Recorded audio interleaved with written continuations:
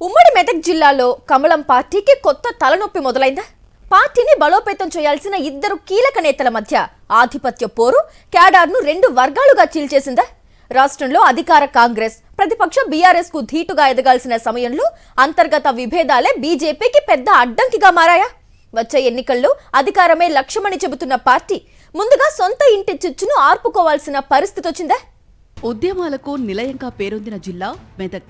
రైతాంగ ఉద్యమాల నుంచి తెలంగాణ రాష్ట్ర సాధన ఉద్యమం వరకు అనేక రాజకీయ పరిణామాలకు ఈ జిల్లా వేదికైంది.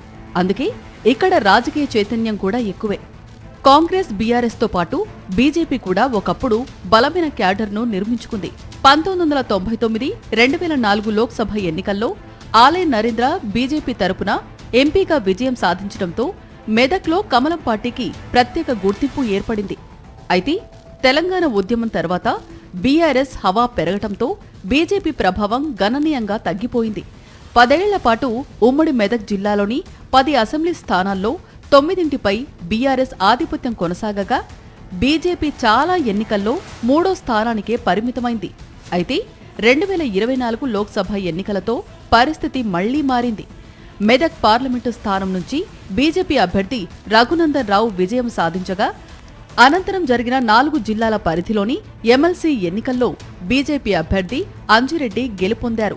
ఇద్దరు కీలక నేతలు ఒకేసారి గెలవటంతో పార్టీ బలోపేతం అవుతుందని భావించిన క్యాడర్కు అనూహ్యంగా మరో పరిస్థితి ఎదురైంది. మెదక్ ఉమ్మడి జిల్లాలో బీజేపీ 2 వర్గాలుగా విడిపోయిందనే చర్చ మొదలైంది. సిద్దిపేట, దుబ్బాక, గజ్వేల్, మెదక్ నియోజకవర్గాల్లో ఎంపీ రఘునందన్ రావు ప్రభావం కనిపిస్తుండగా పటాన్ చెరువు, సంగారెడ్డి, జహీరాబాద్, ఆందోళ్, నర్సాపూర్ నియోజకవర్గాల్లో ఎమ్మెల్సీ అంజిరెడ్డి బలం పెంచుకుంటున్నారని పార్టీ వర్గాలే చెబుతున్నాయి.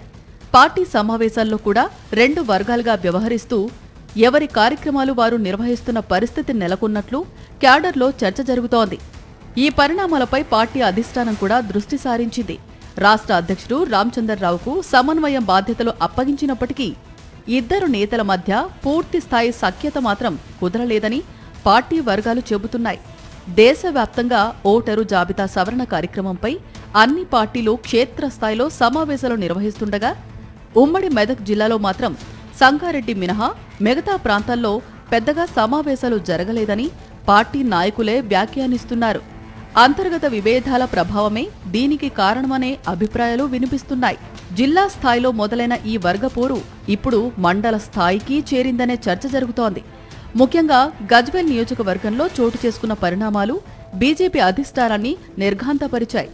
తాము రఘునందన్ రావు వర్గం కాదని, అంజిరెడ్డి వర్గం కూడా కాదని స్థానిక నాయకులే స్వతంత్రంగా ఒక కమిటీని ఏర్పాటు చేసి అధిష్టానం అనుమతి లేకుండానే నియోజకవర్గ కమిటీని ప్రకటించడం పార్టీలో చర్చనీయాంశమైంది. ఈ వ్యవహారంపై పార్టీ ఆరా తీయగా గజ్వేల్ నాయకులు తమ ఇబ్బందిని అధిష్టానం ముందు వివరించినట్లు తెలుస్తోంది. ఎంపీ కార్యక్రమాలకు వెళితే ఎమ్మెల్సీ వర్గానికి దూరం అవుతున్నామనే భావన, ఎమ్మెల్సీ కార్యక్రమాలకు హాజరైతే ఎంపీ అసంతృప్తి వ్యక్తం చేస్తున్నారనే అభిప్రాయం. ఇలాంటి పరిస్థితుల్లో తాము స్వతంత్రంగా వ్యవహరించాల్సి వచ్చిందని నాయకులు చెప్పినట్లు సమాచారం.